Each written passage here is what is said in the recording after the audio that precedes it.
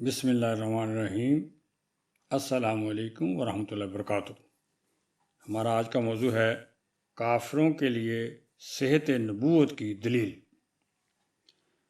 سب سے پہلے میں عرض کر دوں کہ یہ پیغام میں نے پاکستان کے باہر غیر مسلم ممالک میں رہنے والے پاکستانیوں کے لیے تیار کیا ہے، کیونکہ وہاں پر زیادہ تر حضرت عیسیٰ علیہ السلام اور حضرت موسیٰ علیہ السلام کے ماننے والے عیسائی اور یہودی اپنے اپنے نبی کی شان بڑھ چڑھ کر بیان کرتے رہتے ہیں، مگر الحمدللہ ہزاروں معجزوں کے علاوہ خالی معراج پاک کا واقعہ ہی غیر مسلموں کے لیے کافی ہے، جو صرف اور صرف 1,24,000 اور بعض روایتوں میں 1,86,000 نبیوں میں سے ہمارے آقا صلی اللہ علیہ وسلم کو اس کا شرف حاصل ہوا۔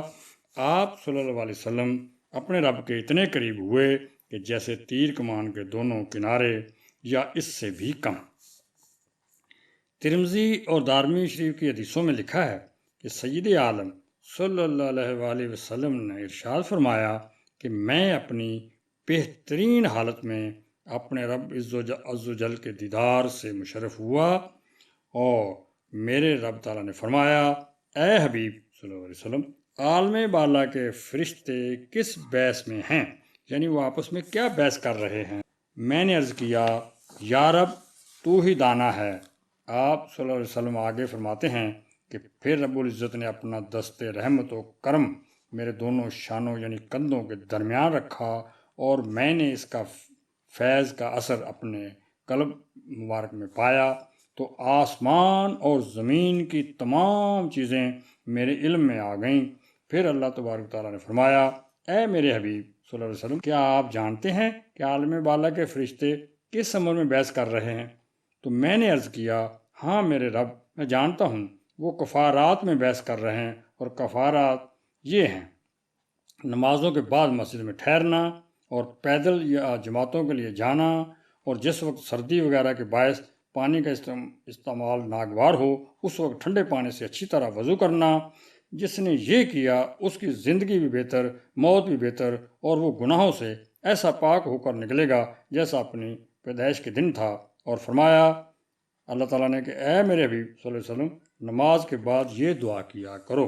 اس کا ترجمہ سنیے، اے اللہ، میں تو اس سے سوال کرتا ہوں کہ مجھے اچھے کام کرنے، برے کاموں کو ترک کرنے اور غریبوں سے محبت کرنے کی توفیق دے، اور تو مجھے بخش دے، اور میں تجھ سے تیری محبت اور تجھ سے محبت کرنے والوں کی محبت اور ان کے اعمال کی محبت کا سوال کرتا ہوں جو مجھے تیری محبت کے قریب کر دیں، آمین۔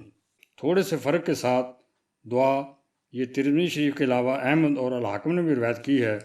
میں نے جو آپ کی خدمت میں عرض کیا ہے یہ سب قرآن پاک کے پارہ نمبر 23 سورہ سواد کی آیت نمبر 69 کی تشریح ہے، جس کا ترجمہ آیت مبارکہ یہ ہے کہ مجھے عالم بالا کی کیا خبر تھی جب وہ جھگڑتے تھے۔ یہاں وہ فرشتوں کی طرف اللہ تعالیٰ نے اشارہ فرمایا ہے کہ یہ اپنے بھی پاک کی زبان سے اس میں فرمایا ہے۔ تو ہمیں یہ معلوم ہوا کہ مسجد میں ٹھہرنا، پیدل تبلیغ کے لیے جانا، اور اجتماعوں میں شامل ہونا، میلادیں منانا اور ایسے پروگراموں میں پہنچنا اس جیسے ہوتے ہیں، یا جو شریعت کے مطابق اجتماع ہوتے ہیں، پروگرام ہوتے ہیں، عرس ہوتے ہیں، یہ یاد رکھیں جس نے کلمہ پڑھا اس پر دین کی تبلیغ فرض ہو گئی۔ میں بھی 50 سال تک یہی سمجھتا تھا کہ صرف دیوبند یا دعوت اسلامی یا جماعت اسلامی وغیرہ کا کام ہے، یا محلے کا مولوی صاحب کا۔ تو ہمیں معلوم ہوا کہ تبلیغ ہر ایک پہ فرض ہے، یہ ہمیں اس امت کی یہی تو شان ہے۔